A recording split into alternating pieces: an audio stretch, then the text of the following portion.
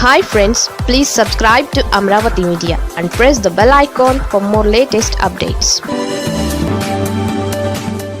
చంద్రబాబు వ్యవహారం ఎందుకు బూమరాంగ్ అవుతుందంటే, చక్కని పాలు తెచ్చి ముందర పెడితే తాగలేక మొంత ఒలగబోసుకుంది పిల్లి అని ఒక సామెత ఉంది. ఇప్పుడు చూడబోతే ఏపీలో అధికారంలో ఉన్న కూటమి ప్రభుత్వం తీరు కూడా అలాగే ఉంది అని అంటున్నారు. ఎందుకంటే టీడీపీ స్థాపించాక ఈ స్థాయిలో ఓట్లు సీట్లు ఎప్పుడూ రాలేదు. ఎంతో సినీ గ్లామర్ కలిగి ఉన్న ఎన్టీఆర్ హయాంలో కూడా 300 సీట్లు, అలాగే 45% పైగా ఓట్ల షేర్ని సాధిస్తూ వచ్చిన టీడీపీ 2024 ఎన్నికల్లో మాత్రం 95% పైగా సీట్లను సాధించింది. అంతేకాదు కూటమి కట్టి 55% పైగా ఓట్లను రాబట్టుకుంది. టీడీపీ సొంతంగా 144 సీట్లకు పోటీ చేస్తే 135 గెలుచుకుంది. ఇది ఎప్పుడూ టీడీపీ సాధించని అద్భుత విజయం.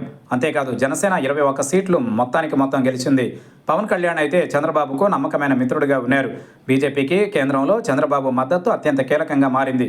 దాంతో బీజేపీ నుంచి కూడా ఏ రకమైన పేచీ పూచీలు లేవు. ఒక విధంగా చంద్రబాబు తన 3 టర్ముల పాలనలో ఎన్నడూ లేనంత ఫ్రీగా ఫుల్ పవర్స్తో 4వ టర్మ్ పాలన సాగించాల్సి ఉంది.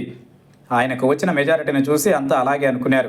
అయితే చంద్రబాబు 4 నెలల పాలన చూసిన తరువాత ఎందుకు ఇలా జరుగుతోంది అన్న చర్చ సాగుతోంది. ప్రజలు కట్టబెట్టిన బ్రహ్మాండమైన మెజారిటీని అందుకుని హాయిగా పాలన చేసుకోక ఎందుకు వివాదాలతో దోస్తీ కట్టడం అన్న చర్చ కూడా సాగుతోంది.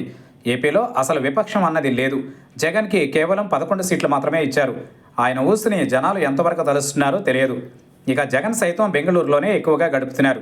అలాంటిది కోరి మరీ జగన్ని పిలిచి మరీ బస్తీమే సవాలని టీడీపీ కూటమి కాలు దువ్వుతోంది.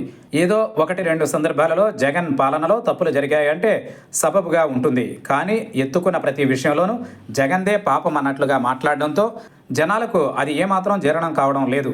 పైగా జగన్ చేసిన తప్పులకు ఘోరంగా ప్రజా కోర్టులో శిక్షించిన తరువాత మళ్ళీ ఆయన గురించి ఎందుకు అన్న మాట కూడా జనంలో ఉంది. ఇక జగన్ నామస్మరణ ఎంత దాకా వచ్చిందంటే ఆయనే అన్నీ చేశారు అని చెబుతూ ఆఖరికు తిరుపతి లడ్డూల ఇష్యూ కూడా తెచ్చేశారు. ఇలా అన్ని రకాల విమర్శలుగానే దీనిని వదిలారు. కానీ ఇక్కడే రివర్స్ అయింది సీన్. వ్యవహారం బూమరాంగ్ అయింది. మొత్తం మీద చూస్తే అధికారంలోకి వచ్చి పట్టుమని 6 నెలలు కూడా కాలేదు. హనీమూన్ పీరియడ్ ముగియలేదు. ఇంతలోనే ఇంతటి వివాదాలు ఎందుకు? అసలు కూటమిలో ఏం జరుగుతోంది అన్న చర్చ కూడా సాగుతోంది. కోరి చేసుకునే దానికి ప్రారంధంగానే చూస్తారు అంతా.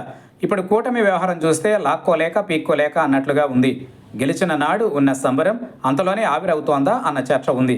కేంద్రంతో మాట్లాడి ఏపీకి కోరిన నిధులు తెచ్చుకుని సంక్షేమ పథకాలను, అభివృద్ధి కార్యక్రమాలను చేస్తూ పోతే ఏపీలో కూటమికి తిరిగిలేని పరిస్థితి ఉంటుంది కదా అని అంటున్నారు. అలాంటి రాజమార్గం మరచి ఈ షార్ట్ కట్ మెథడ్స్ ఏంటి? ఇందులో వివాదాలు ఎందుకు? దానికి చంద్రబాబు ఇమేజ్ని సైతం పణంగా పెట్టుకోవడం ఏంటి అన్న చర్చ కూడా పార్టీ లోపల బయట వస్తోంది. వైసీపీలో ఎంతోమంది వివాదాస్పదమైన వ్యాఖ్యలు చేసే మంత్రులు ఉన్నారు. టీడీపీ కూటమిలో ఆ పరిస్థితి లేదు. కానీ చంద్రబాబు, పవన్ సంయమనం పాటిస్తే అన్నీ సర్దుకుంటాయని కూడా అంటున్నారు.